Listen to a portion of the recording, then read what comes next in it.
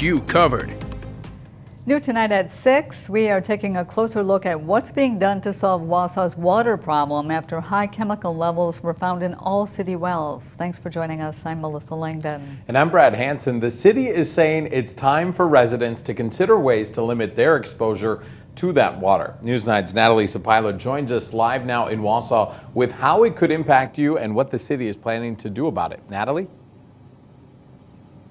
Yeah, guys, recent testing done by the city at wells like this one behind me show elevated levels of PFAS. And while the city says you don't need to stop drinking the water just yet, long-term exposure can cause harmful health effects.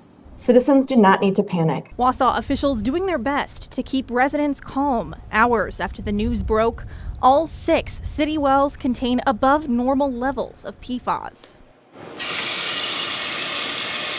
ranging from 23 to 48 parts per trillion, depending on the well. For comparison, the DNR has a recommended limit of 20 parts per trillion, while the EPA's limit is 70. It is critical that we act quickly to ensure we're meeting the public's expectation for health and safety, even though there is no federal or state regulatory standard. Wausau Public Works officials admit they don't know what caused the higher levels, but say they plan to start studying solutions in March. In the meantime, short-term solutions are on the table. Anything from setting up bottled water filling stations at key points in the city to bringing in a large mobile treatment facility. So why should you cut down on affected water?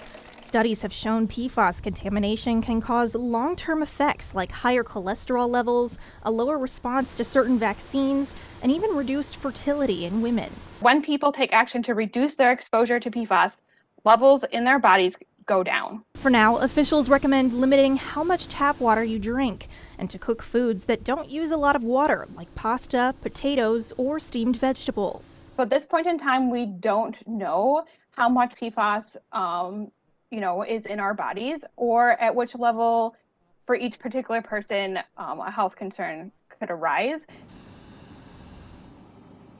Now, Mayor Katie Rosenberg says she's hoping to meet with city officials by this week or next to discuss solutions, as all options will require policy action and budgeting.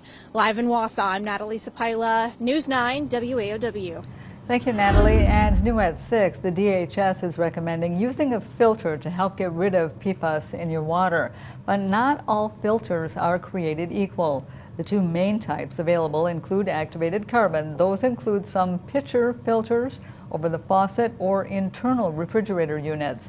Then you have reverse osmosis, which is usually a separate piece of equipment on your counter or under the sink.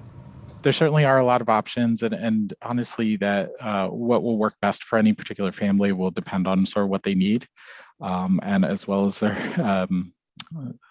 ability to afford those treatment devices.